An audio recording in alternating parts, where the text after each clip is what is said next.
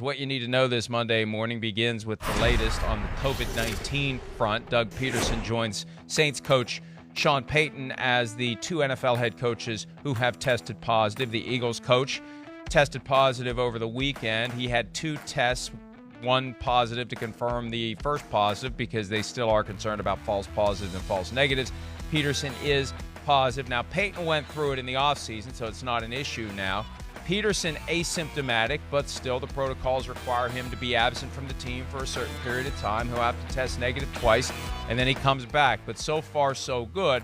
And most of these guys who we have seen test positive or end up on the COVID-19 list, because you don't have to test positive to be on the list. If you're in close contact with someone who has the disease, you automatically are put on the list. Matthew Stafford, Gardner, Minshew, no sign that anyone is suffering any symptoms. And there are a bunch of guys who have been placed on this list. You know, for the most part, they'll cycle on and cycle off, and others will go on and others will come off. And this is just going to be part of our reality this year, this short-term absence.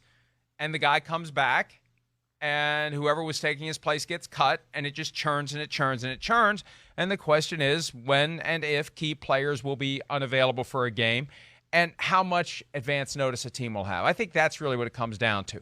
You know, if Doug Pederson tests positive on a Friday or a Saturday, you don't have a coach, and you didn't have a chance to plan to not have a coach. That's the key. How much time do you get to plan to not have your coach, to not have your starting quarterback, to not have some other key player? You have to plan for the possibility that you're not going to get to plan for any of these guys being gone. Just in a moment's notice, guy's going to be gone, and you got to be ready to go. That's part of the reality for this season, Chris. Well, it is. I mean, here's your warning shot, your shot across the bow right here. Whoa, hey, Super Bowl coach can get sick at any time. Have a backup plan. What's it going to be? Like you're saying right here, it could be week 5. Bill Belichick all of a sudden goes, damn, I got COVID-19. All right, so have a plan. Who's it going to be? Josh McDaniels, whatever. So I think this is something that's going to continue to be talked about with NFL football teams for these type of scenarios. Yeah, you got to figure out if you're a head coach of a football team, who's that guy that you're going to have be, roaming the sidelines on a Sunday to take your spot and that you think can communicate and manage a game all on a level that you deem acceptable when you're not there as a head coach. So that's one good one. Then you got the Matthew Stafford thing, right? And there's another, that's a warning for a starting quarterback. You better have a plan there. So, I think these are all just little jump-offs to open eyes through organizations to go, okay, we need to have a plan for everything this year. Like you said, you never know when this virus is going to hit you. And, those are two fairly big-time names that would certainly be affected on the play of Sunday if Doug Pederson or Matt Stafford weren't out there for their games. More than 80 players currently are on the COVID-19 list or have been placed on that list over the course of the last week because some of them have already exited.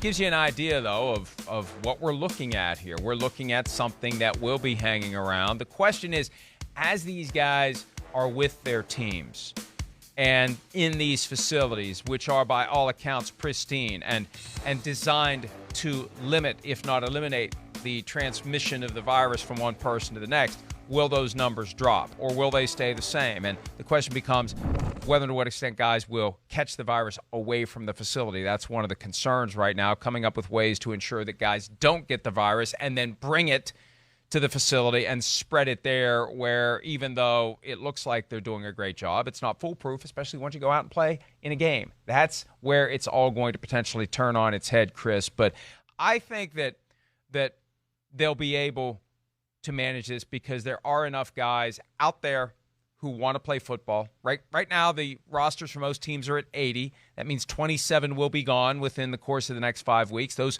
27 per team will be ready and willing to go. And then the 10 per team that already have been shed for the most part, that's another 320, up to 320 that are going to be available. There's going to be a lot of guys out there who can fill in. The question is, and I think what it really comes down to is an outbreak late in the week. If you get your outbreak Tuesday or Wednesday, you got time to plan for it and get other players ready to go. If you find out Friday, Saturday, Sunday morning that you're down 5, 6, 7, 8 guys, that's when the questions and the concerns are going to emerge, especially if it wipes out one position group. Will the commissioner pull the plug on that game? That's as we try to drill down on how it can really affect the season, that's how I think it can really affect the season.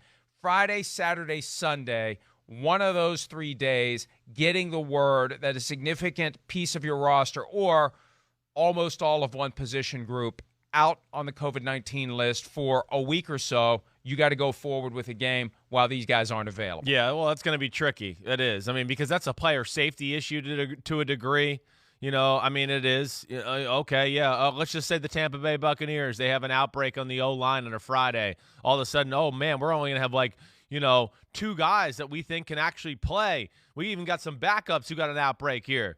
I mean, are we going to put Tom Brady behind a bunch, 3 other guys that are just coming off the streets and have no time to prepare, and all of a sudden they're playing, the New Orleans Saints or some other really good defense with a front four like that? Yeah, those are going to be, very tough decisions that I'm glad I'm not going to have to make them, and that's why Roger Goodell's making $40-something million a year, because it's not going to be easy to do that. But, yeah, they're going to have to weigh those options, talk to teams, figure out if the teams feel like, is it doable? I think there's going to be a lot of conversations there, but that does worry me too, Mike. You're right. I mean, that's a real issue, and I would expect that does come about at some point during the year.